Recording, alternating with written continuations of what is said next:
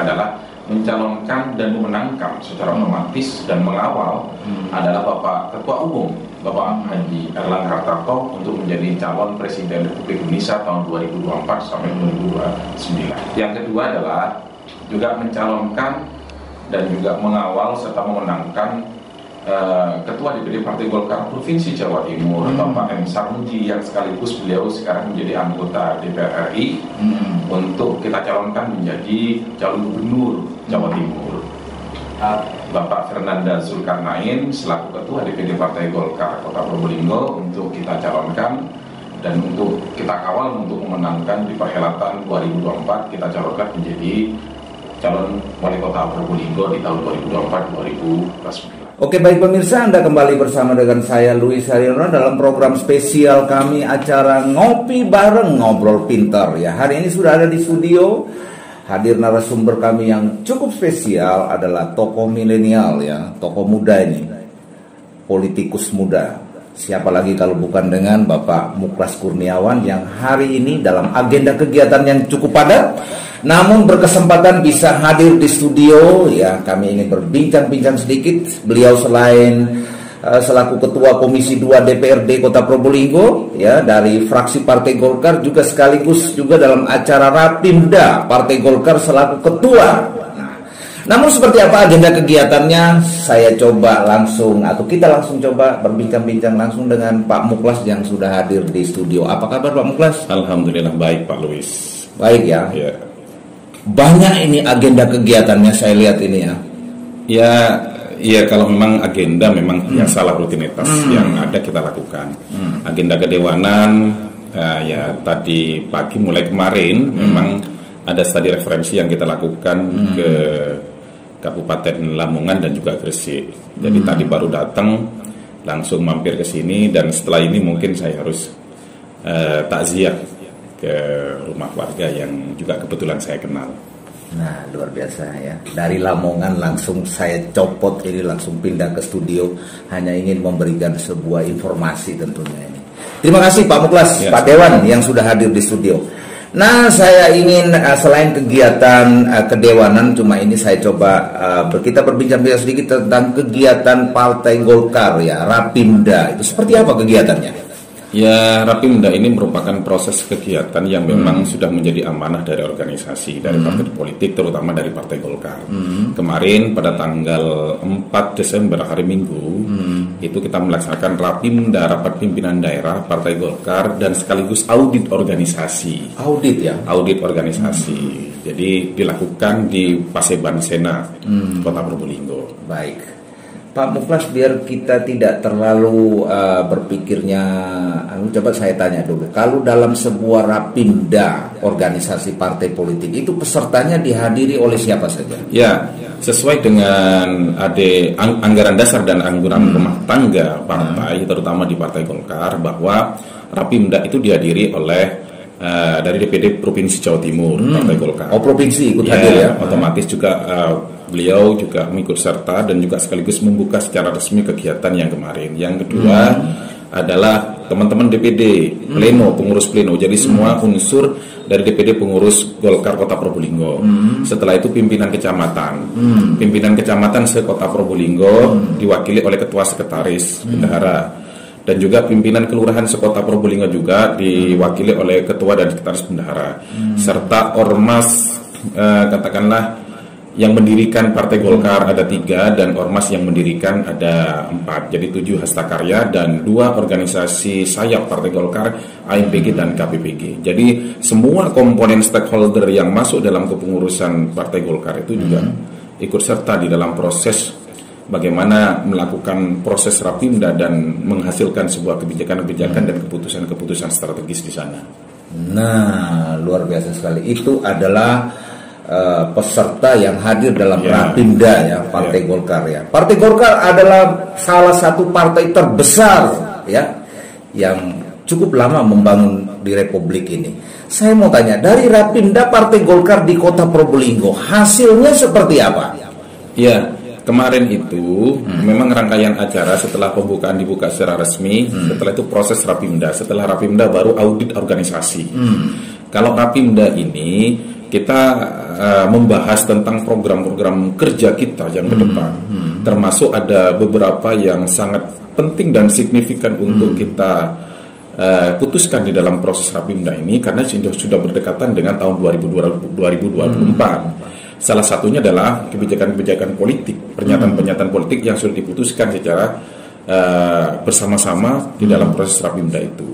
Jadi salah satunya yang diputuskan di sana, yang pertama adalah kita sudah bersepakat di Rapimda kemarin yang dilaksanakan oleh DPD Partai Golkar Kota Probolinggo itu adalah mencalonkan dan memenangkan secara otomatis dan mengawal adalah Bapak Ketua Umum Bapak Haji Erlangga Hartarto untuk menjadi calon Presiden Republik Indonesia tahun 2024 sampai 2029. Itu yang pertama. Yang kedua adalah juga mencalonkan dan juga mengawal serta memenangkan Ketua DPD Partai Golkar Provinsi Jawa Timur, Bapak M. Sarmuji, yang sekaligus beliau sekarang menjadi anggota DPR RI, untuk kita calonkan menjadi calon gubernur Jawa Timur.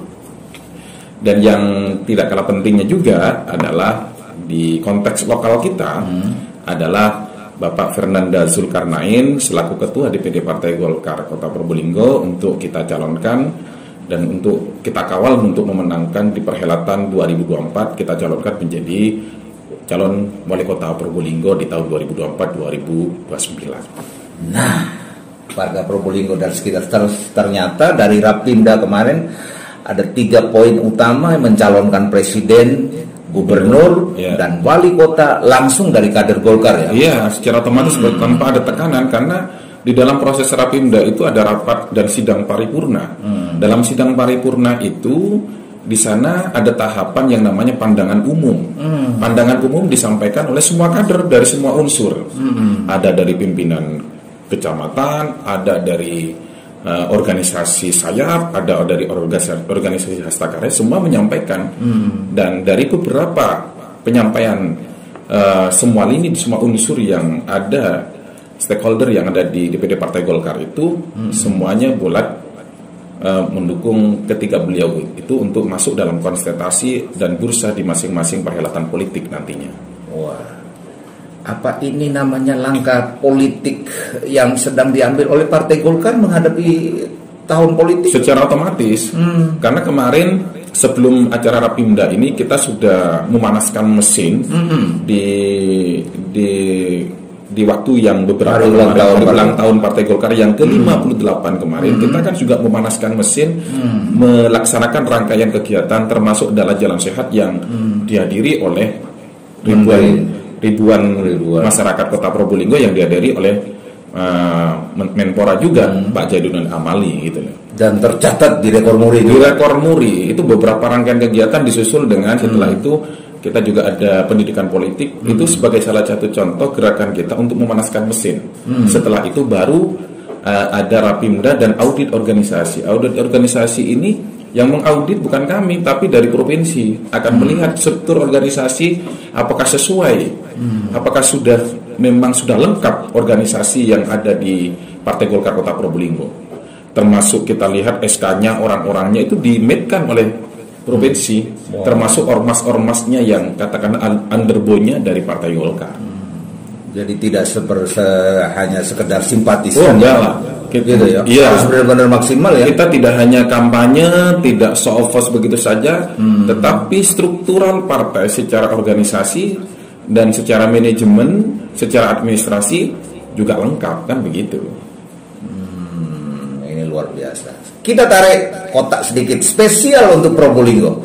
Dari 5 kursi, kira-kira targetnya setelah paripurna menyatakan bahwa Ketua DPD Partai Golkar Fernanda dicalonkan. Kira-kira itu juga merupakan target untuk meraup kursi? Ya, dalam pandangan umum, terutama di organisasi hasta karya dan teman-teman PK dan juga dari Sayap juga menyampaikan bahwa salah satu poinnya juga yang tidak kalah penting adalah penambahan kursi. Kita kan hanya kurang 1 kursi saja, 1 kursi untuk memberangkatkan sendiri. Tapi kita makanya dari itu kita sekarang mulai memanaskan mesin dan juga komitmen untuk bekerja bahu membahu bagaimana minimal dari perolehan kursi untuk mencalonkan ini sudah, artinya kita harus dapat. Tetapi target yang disampaikan pada waktu keputusan itu paling enggak kita adalah 8 kursi minimal. Gitu. Begitu ya. Iya, 8 kursi targetnya. Sehingga kalau 8 kursi kita sudah ringan dan bisa mencalonkan sendiri. Gitu. Luar biasa ini ya. Ini gerakan Partai Golkar luar biasa, masif ini kelihatannya. Mungkin bisa bocorkan sedikit, ini ada calon-calon simpatisan Partai Golkar. Strategi apa yang bisa Anda buat yang bisa menarik simpatik orang Probolinggo yang akhirnya ini tertarik? Ya sebetulnya kan strateginya kalau secara umum, kalau menurut saya, kalau teori politik itu samalah semua dengan harus nggak sama, jangan sampai sama. Iya, tetapi kita pasti ada pembeda satu sama lain, gitu loh. Yang pertama, yang salah satu contoh, tidak hanya kita memanaskan mesin dengan kegiatan HUT kemarin. Nah, itu kan juga salah satu show of force kita, bagaimana kita berkontribusi kepada masyarakat, juga ikut membantu kepada masyarakat bahwa Golkar juga hadir dan juga memberikan satu bentuk kontribusi. Itu yang pertama. Yang kedua, selalu ada penekanan dari ketua kita bahwa teman-teman tidak hanya anggota dewan, tidak hanya fraksi, tetapi struktural partai mulai tingkatan bawah sampai tingkatan di atasnya itu harus terjun dan harus bisa menerima apa yang menjadi keluhan dan aspirasi masyarakat, terutama yang disampaikan kepada fraksi Partai Golkar. Jadi harus bisa menerima dan juga harus bisa mengawal dan menindaklanjuti apa yang menjadi aspirasi dari masyarakat. Jadi tidak boleh menunggu-nunggu, dia harus gayeng dan harus cepat bergerak gitu loh. Oke. Sekarang pemilih pemula ini saya juga mau tanya, pemilih pemula ini dari tahun ke tahun kan selalu melonjak. Milenial. Nah, kira-kira bagaimana Golkar punya strategi khusus untuk kaum milenial ini? Ini yang lebih ngetren memang ya sekarang. Karena katakanlah partai-partai kan juga tidak hanya Golkar, semua partai pastilah ingin berebut suara milenial. Golkar yang sekarang masuk dalam struktural Partai Golkar itu rata-rata adalah kaum milenial. Satu, itu membuktikan bahwa Golkar berpihak kepada kaum milenial. Itu yang pertama. Yang kedua, kegiatan-kegiatan kita seperti contoh wawasan kebangsaan, pendidikan politik, itu beberapa kali kita selalu mengundang dari teman-teman pemuda milenial dan juga perempuan yang muda, yang milenial. Itu kita melakukan gerakan seperti itu. Artinya dengan secara ilmiah, kita juga menyampaikan program-program bagaimana Golkar, biar tahu teman-teman milenial ini bahwa program-program Golkar itu adalah program-program milenial, gitu. Makanya yang kita undang audiennya rata-rata juga kaum milenial, sudah kita lakukan beberapa kali tahapan ini sudah kita lakukan. Tidak hanya struktural partai, tidak hanya tokoh-tokoh, tapi kalau kaum milenial yang memang kita undang sementara pada waktu yang lalu, baik itu pemuda maupun perempuan juga sudah kita lakukan itu. Jadi mereka mengetahui secara langsung apa yang menjadi program dan keinginan Partai Golkar. Wah, luar biasa. Ternyata di Partai Golkar sudah mempersiapkan yang namanya kuda-kudanya milenial ini. Kira-kira begitu ya Pak Mulai? Iya, yang jelas seperti itu.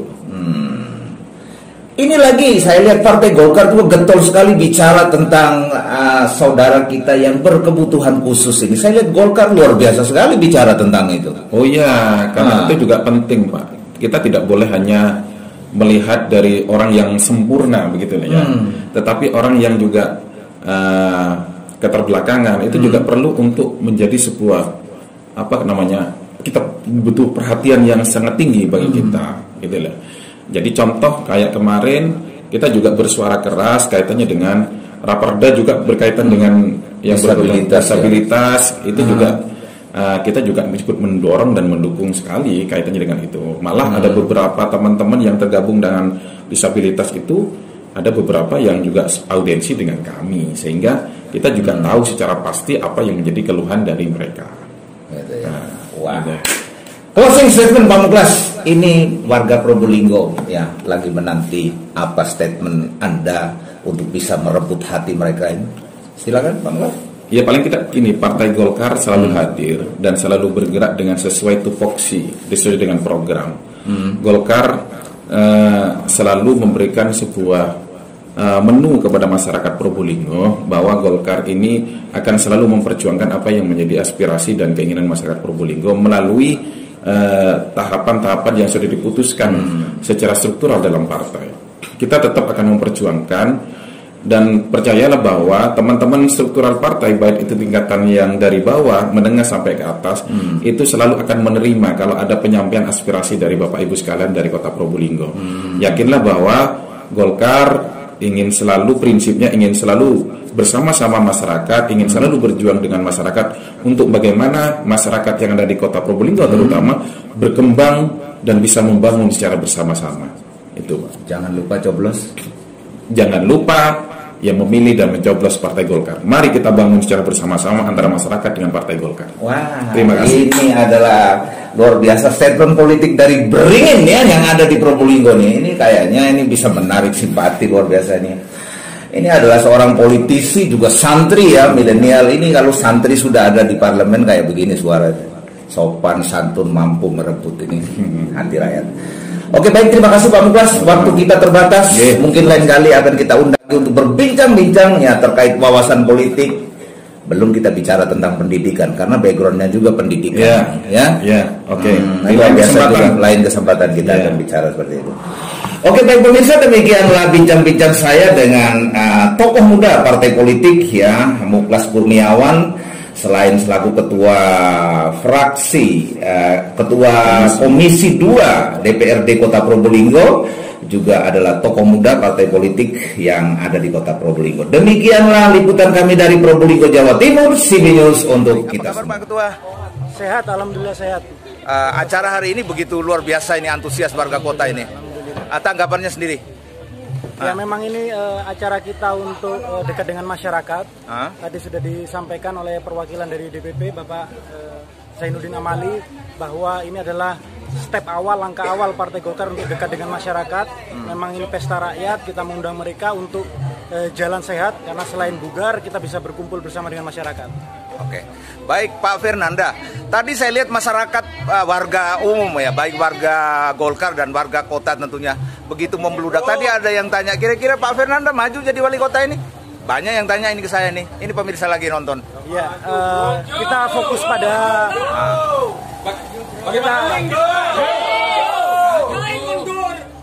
banyak yang tanya ini sama saya. Pak Fernanda maju jadi calon wali kota ini? Maju. Kemantan le omong lu be. Kemantan dengirin gitu dong. Pilwali adalah pilihan rakyat. Berarti kita kembalikan semua kepada rakyat. Gitu ya. Iya. Tapi Mas Nanda siap ini kayaknya ini ya. Kalau kita sebagai kader Golkar selalu siap. Selalu siap. Ya. Soalnya antusias warga hari ini kayaknya mensupport Mas Nanda harus maju ini kayaknya. Ya, insya Allah nanti kita lihat ke depannya bagaimana. Gitu ya. Oke. Terima kasih Mas Nanda.